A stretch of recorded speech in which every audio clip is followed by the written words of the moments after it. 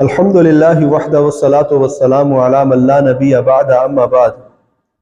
قرآن مجید نے ہمیں ایک دعا سکھائی ہے اور وہ دعا اتنی جامعیت رکھتی ہے کہ ہماری تمام ضرورتوں کو پورا کرنے کے لیے ایک دعا کافی ہے۔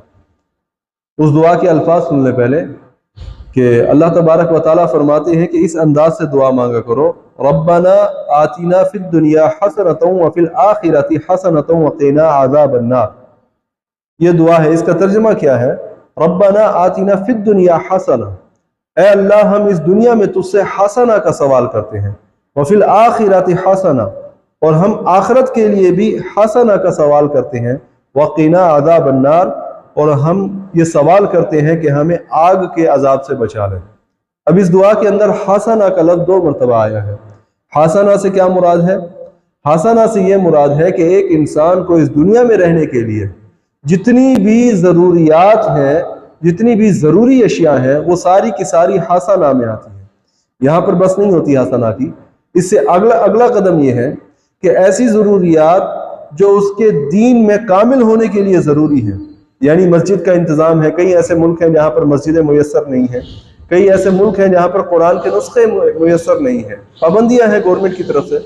تو حسنہ سے مراد جو اس کے دین کے اعتبار سے اسے کامل پہنچانے کے لیے، بعض جگہ پہ کتابیں ہیں مگر معلم نہیں ہے، استاد میسر نہیں ہے، تو اے اللہ ہمیں دنیا کی حسنہ عطا فرما، دنیا میں حسنہ عطا فرما۔ ایک تو ضروریات زندگی، اور دوسرا دین کے اندر جو ترقی کرنے کا سبب بنے، اور آخرت کی حسنہ عطا فرما۔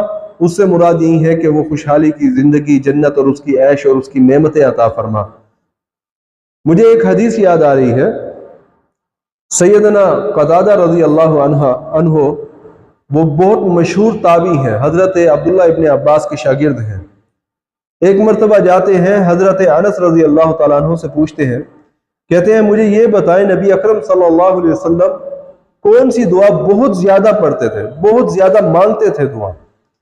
تو سیدنا انس رضی اللہ تعالیٰ عنہ نے فرمایا کہ اللہ کے نبی اللہم آتنا فی الدنیا حسنۃ وفی الآخرۃ حسنۃ وقنا عذاب النار، یہ دعا بہت زیادہ مانگتے تھے۔ یعنی قرآن نے ربنا کے لفظ سے کہا اور حدیث میں اللہم کے لفظ سے آئی ہے، دونوں ٹھیک ہے، اس طرح پڑھیں یا اس طرح پڑھیں، یہ حدیث صحیح مسلم میں آئی ہے۔ تو ہمیں بھی چاہیے، مختصر سی دعا ہے، ہر نماز کے بعد اسے مانگ لے، نمازوں کا حصہ بنائے تاکہ دنیا کی ضروریات زندگی بھی اور دین کی ضروریات بھی ہمیں حاصل ہو، اور آخرت کے اندر بھی کامیابی اور نجات کا ذریعہ بن جائے کہ آگ سے بچتے ہوئے انسان جنت میں چلا جائے۔ وآخر دعوانا ان الحمدللہ رب العالمین۔